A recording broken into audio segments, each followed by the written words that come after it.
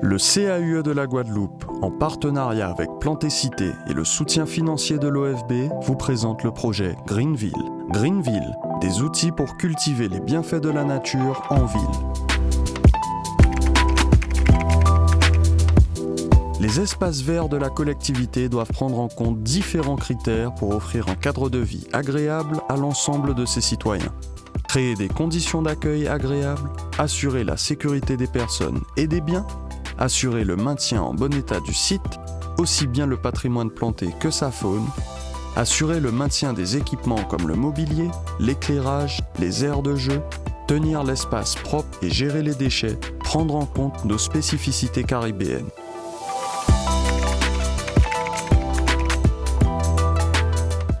Un même espace accueille des publics variés.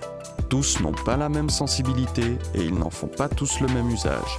La recherche de bien-être, de repos, la pratique d'un sport, la création d'espaces de jardinage pour les citadins, le divertissement des enfants, les rassemblements préparés ou les rencontres fortuites et les agents des espaces verts y travaillent. Alors, comment faire cohabiter tous ces usages ? Quels outils pour sensibiliser et susciter l'adhésion des divers publics au respect des espaces verts et ceux qui les fréquentent ? Voici ici l'illustration de la mise en place d'un jardin partagé en plein cœur de Pointe-à-Pitre. Alors en fait, j'habite à la résidence Poissettia à Pointe-à-Pitre. Ça fait environ 12 ans. À chaque fois que je regardais par ma fenêtre, je voyais un tas d'espaces qui sont normalement dédiés à être plantés, mais qui restaient vraiment désespérément vacants. Donc on a commencé comme ça, parce que j'avais beaucoup de plants sur mon balcon aussi. On a défriché au départ 2 carreaux. Et on a commencé à planter. Ça nous a apporté beaucoup de joie de le faire, mais des fois ça a été un petit peu douloureux aussi. Au début, les gens n'ayant pas vraiment compris peut-être ce qu'on faisait, il arrivait qu'on descende et qu'on se rende compte que le travail qu'on avait fait pendant le week-end était tout simplement saccagé pendant la semaine. Il n'y avait pas que les habitants. Régulièrement, les jeunes du service civique venaient nettoyer, comme je l'ai dit, avec la débroussailleuse, passaient dessus la débroussailleuse.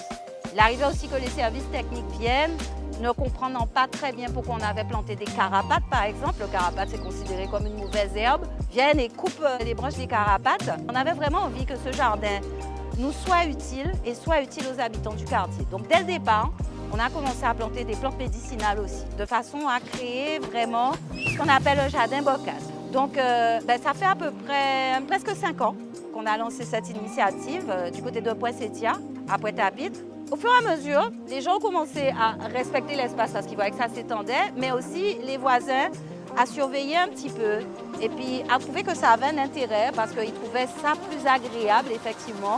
Et puis, ça a initié des conversations. Comme je l'ai dit, ça fait 12 ans que j'habite là. Il y a des gens avec qui je n'avais jamais vraiment parlé. Le fait qu'on soit en bas, ils venaient voir ce qu'on faisait. Ils nous emmenaient des plans. Et ça a commencé comme ça. Certaines personnes se sont proposées à un certain moment pour travailler aussi de manière volontaire de temps en temps. L'idée de ce concept qu'on a monté avec l'Agence guadeloupéenne d'ingénierie culturelle et qui s'intitule « Entre deux rimes au jardin », c'est effectivement de proposer divers ateliers d'initiation aux gens. Donc, on a choisi d'initier au numérique avec le concours d'une autre association qui s'appelle Comendo. On a choisi d'initier à l'art à travers l'écriture de chansons. Et comme c'est un sujet qui nous tient vraiment à cœur, puisqu'on essaie aussi autour de ce jardinage de mettre en place le compostage collectif, on a initié aussi des ateliers de recyclage avec l'association Comendo. Alors, une des étapes importantes, justement, qu'on va franchir dans cette expérimentation, c'est de mettre en place une signalétique parce qu'on pense vraiment que ça va aider en signalisant l'espace, en donnant des noms qu'on a choisis, que j'invite tout le monde à venir découvrir. On va vraiment baliser l'espace. Pour l'instant, on ne va pas encore le clôturer. On nous conseille beaucoup de le faire, notamment parce qu'il y a beaucoup de gens qui ont des chiens en appartement et puis qui, des fois, investissent ces petits carreaux pour que les animaux domestiques fassent leurs besoins.